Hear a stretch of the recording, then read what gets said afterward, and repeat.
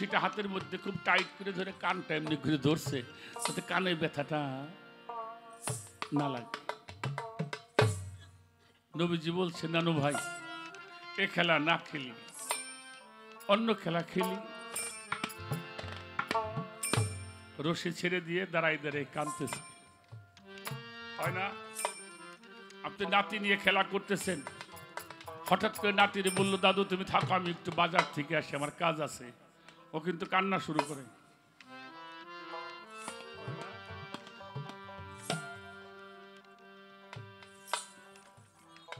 ফাতেমাতুজ জোহরা ঘর থেকে খেয়াল করছে বাবার কানের মধ্যে ব্যথা লাগতেছে,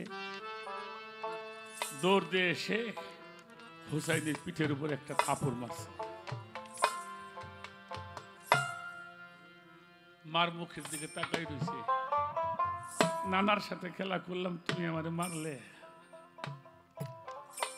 পাশে ইমাম হাসান দাঁড়ানো,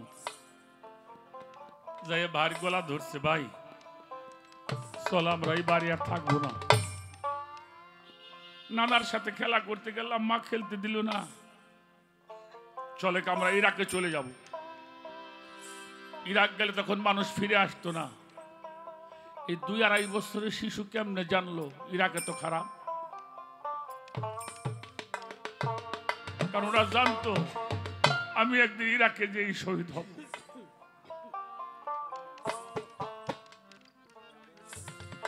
দুই ভাই গলা ধরে বাড়ির থেকে বের হয়ে যাইতেছে।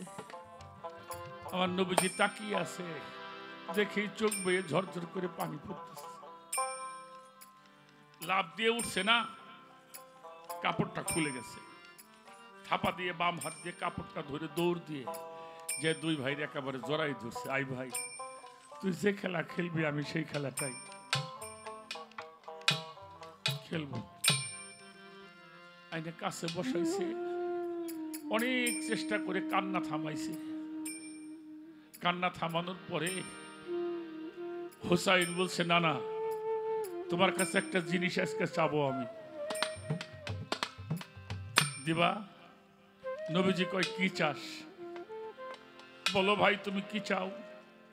কয় না, আগে স্বীকার করো।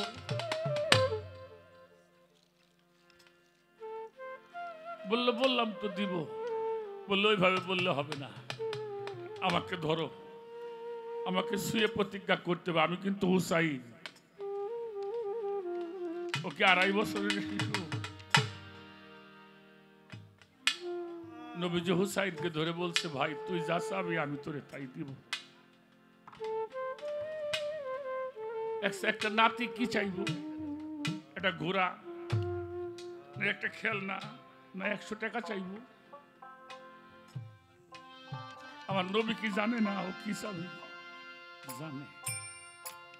হাত ধরে বলছে, আমি হুসাইনকে শুয়ে প্রতিজ্ঞা করলাম, হুসাইন আমার কাছে যা চাবে আমি তাই দিব। বলে হাত ছেড়ে দাও।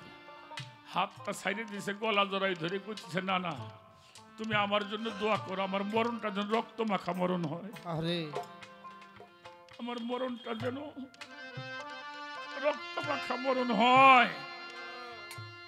নবীজি মাওলা হুসাইনকে কোলে নিয়ে বলেছিল, আমি এটাই তো চেয়েছিলাম, তোমার এই শহীদের মাধ্যমে প্রমাণ হয়ে যাবে মুনাফিক কারা, মুসলমান কারা। কারা মুনাফিক আর কারা মুসলমান। মুহররমের চাঁদ উঠলে যারা নবী প্রেমিক মানুষ, আহলে বাইত প্রেমিক মানুষ, চাঁদটা দেখলেই যেন পাগল হয়ে যায়।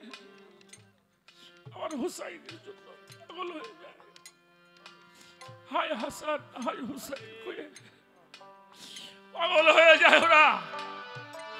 নিজের সুখ দেওয়া নাই, খাওয়া নাই, গোসল নাই, কোনো কিছু নাই, শুধু মাওলা হুসাইন। আজও মানুষ তাদেরকে চোখের পানি ফেলে আর স্মরণ করে। এজন্য শহীদানদেরকে আল্লাহ 4 প্রকারের লোক জান্নাতে যাবে। তার প্রথম হইলেন নবিয়ানা ও সিদ্দিকানা শুহাদায়ে সালেহিন। শহীদরা জান্নাতি, সালেহিনরা জান্নাতি, নবীগণ জান্নাতি, সিদ্দিকগণ জান্নাতি। এই 4 প্রকারের মানুষ জান্নাতি, এটা আল্লাহ ঘোষণা দিয়েছেন। এদের সঙ্গে যারা মোহব্বত করবে, এদের সঙ্গে যারা চলবে, তারাও জান্নাতবাসী হবে।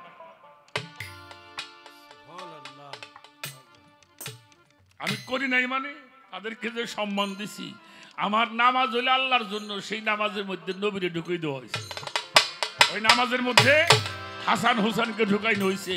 ওই নামাজের মধ্যে আল্লাহর ওলিকে আল্লাহ ঢুকাই দিছে। যাদেরকে সালাম না দিলে নামাজ হবে না, অতএব তাদের সঙ্গে যারা বিরোধিতা করছে, তুমি বলছো মাজার ভাঙতেছে, আর মিয়া মাজার ভাঙতে ভালো হইতেছে কি?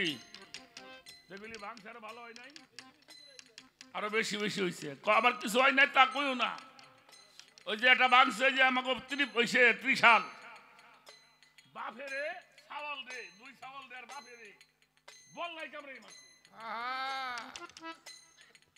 বেঙ্গুরে কামড়াই মারছে মিয়া। এক পরিবারে 3 জন, বাবা ছেলে, শেষ হয় নাই মানে।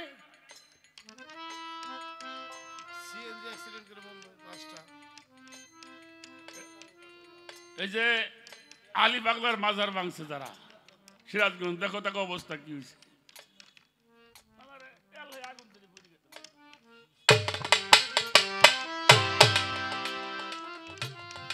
আল্লাহ ছাড় দেয়, আল্লাহ ছাড় দেয়, কিন্তু কাউরে ছাইরে দেয় না, দেয় না। সারা হুসাইন যে শহীদ করছে, এর নেতৃত্ব ছিল এজিদ। হের মরণটা কেমনে হয়েছে? কেমনে হয়েছে মরণটা? যারা নবীর সাথে দুশমনি করছে, আবু জাহেল, হের বাড়ি বানাইছে পায়খানা।